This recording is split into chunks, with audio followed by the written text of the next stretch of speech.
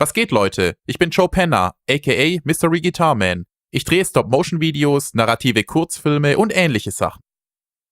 Ich will euch heute erklären, warum guter Sound für eure Videos wichtig ist und wie ihr euren Kanal damit professioneller wirken lasst. Hier sind ein paar grundlegende Strategien für eine gute Tonqualität beim Aufnehmen von Dialogen. Zuerst dieses Video. Heather, warte, ich wollte noch was. Das ist ja unglaublich. Okay, das war schon mal nichts. Ernsthaft jetzt? Nächster Versuch. Heather, warte, ich wollte noch was Wichtiges sagen. Komm zurück. Kein guter Sound, oder? Und jetzt dieses Video. Heather, warte, komm zurück, ich muss dir noch was Wichtiges sagen. Das klingt schon viel besser. Der Sound ist die halbe Miete eures Videos. Okay? Also schenkt dem Sound besondere Beachtung. Klären wir als erstes, was guter Sound ist. Für gute Tonqualität muss die Aufnahmelautstärke hoch genug sein, damit man alles Gesprochene versteht, aber nicht so hoch, dass der Ton verzerrt wird. Ein geeigneter Drehort ist wichtig. Oft wird ein Drehort gewählt, weil er die Anforderungen der Kameraleute erfüllt oder weil er einfach cool aussieht. Ich war mal an einem Set, an dem links von mir ein Generator stand und hinter mir Bauarbeiten im Gange waren. Okay? Am Ende hatten wir einen Tag lang umsonst gedreht. Wir mussten bei der Nachbearbeitung alles neu aufnehmen. Somit gingen die tollen Leistungen der Darsteller verloren. Seid also bei der Drehortsuche dabei und hört genau hin. Achtet auf die Straßengeräusche. Besucht den Ort zu verschiedenen Tageszeiten und prüft, ob sich die Lautstärke geändert hat. Geht den Drehort ab und nehmt alles mit einem Mikrofon auf. Wenn ihr einen Drehort besichtigt, bittet alle etwa 30 Sekunden lang still zu sein und nehmt die Geräusche auf.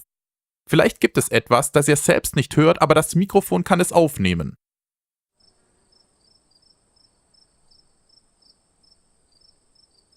Genauso sehr muss man beim Dreh des Videos auf Details achten. Dazu gehört auch, alle Geräte auszuschalten. Das ist extrem wichtig. Klingeltöne, E-Mail-Benachrichtigungen, das alles. Das gilt auch für euer Team. Alles aus. Kein Facebook, kein Twitter, kein Tumblr, Instagram oder YouTube. Gut, jetzt hassen euch am Set zwar alle, aber wenigstens stimmt der Sound. Spaß beiseite. Elektronische Geräte machen Lärm und stören Mikrofonsignale. Und wenn ihr schon mal dabei seid, schaltet auch die Klimaanlage aus. Und den Kühlschrank. Der Kühlschrank ist am schlimmsten, weil er kein statisches Brummen erzeugt, sondern an- und ausgeht. Das bekommt man bei der Dialogbearbeitung kaum raus. Für den guten Sound muss man wissen, wie man ihn am besten aufnimmt und wann man welches Mikrofon verwenden sollte. Filmt ihr in der totalen oder eine Eröffnungsszene? Ein Interview, eine Partyszene, in jedem Szenario muss man auf andere Dinge achten und braucht eine bestimmte Aufnahmestrategie. Das klingt erstmal sehr kompliziert, aber sobald man weiß, was man aufnimmt, ist die Wahl des richtigen Mikrofons ein Kinderspiel. Als ich beispielsweise mit einer meiner ersten Webseite anfing, war mir nicht klar, dass man für Aufnahmen in der Totalen das Mikrofon an einer langen Tonangel anbringen muss. Ich hatte keine Ahnung davon.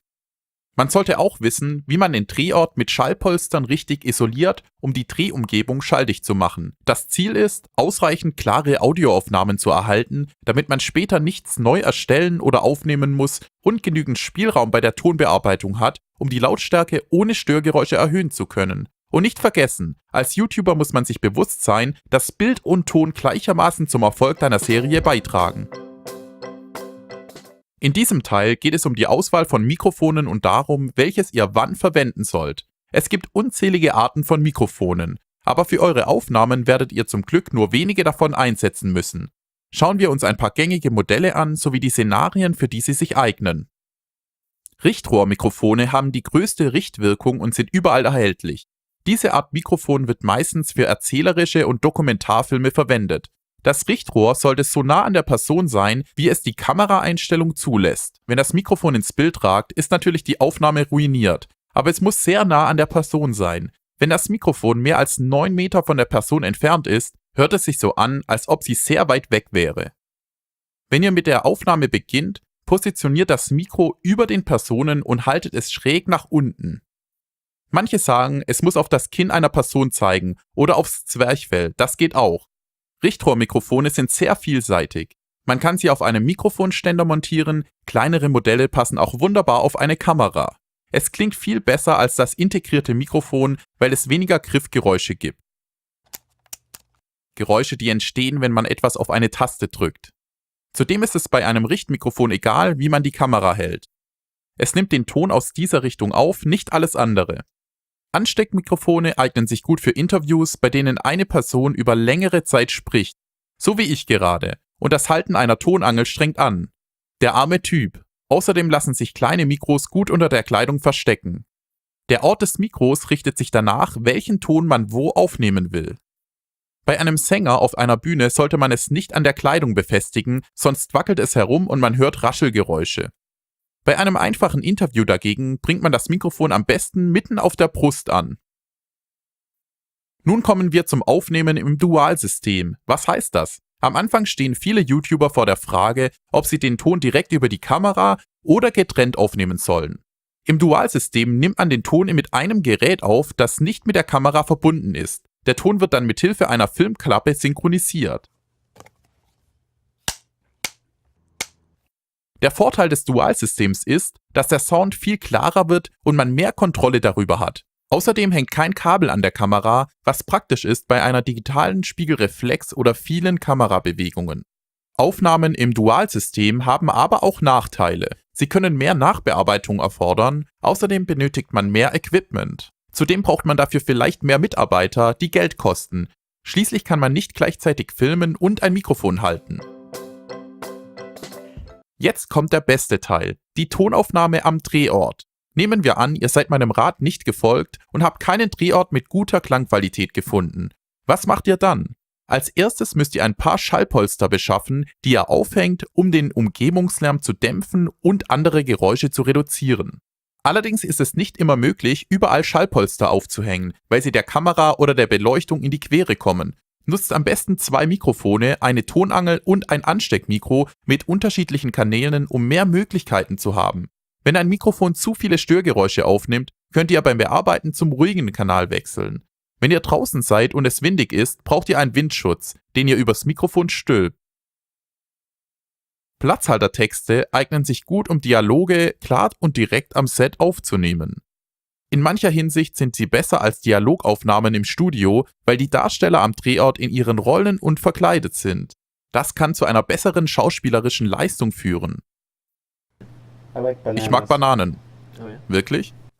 Der Nachteil von Platzhaltertexten ist jedoch, dass Ton und Bild nicht synchron sind. Die Aufnahmen von Raumton ist für die Dialogbearbeitung wichtig. Dadurch erhaltet ihr für die beiden Personen die gleiche Geräuschkulisse. Bei meinem Beispiel mit den beiden Geräuschquellen stand Darsteller A vor einem Generator und Darsteller B vor einer Baustelle. Es gab also unterschiedliche Geräusche aus 2 Richtungen. Bei der Bearbeitung muss man die Darsteller so klingen lassen, als seien sie am selben Ort. Also muss ich Baustellenlärm hinzufügen, wenn die Kamera auf Darsteller A zeigt, und Generatorgeräusche, wenn die Kamera auf Darsteller B zeigt. Mit Raumton erhält man akustisches Füllmaterial für Dialoge, um nahtlos zwischen Einstellungen zu wechseln. Raumton sollte man idealerweise 2-mal aufnehmen. Einmal mit allen Geräuschen von Generatoren und Beleuchtung und dann noch einmal, wenn alles ausgeschaltet ist. So habt ihr beides für die Nachbearbeitung. Ihr solltet an jedem Drehort den Raumton aufnehmen. Das dauert nur 20 bis 30 Sekunden. Okay, das war's. Leute, das war klasse. Das war wirklich gut. Hey, seid mal alle still. Wir nehmen jetzt Raumton auf. Um Sound richtig aufzunehmen, muss man zuerst für guten Sound sorgen. Dieser Aspekt wird nur allzu leicht übersehen, aber er kann große Auswirkungen auf das Endprodukt haben. Danke für euer Interesse an dieser Lektion zum Thema guter Sound. Ich bin Joe Penner, aka Mystery Guitar Man. Wenn ihr euch meine Videos ansehen wollt, klickt hier oder klickt hier für mehr Creator Academy Videos.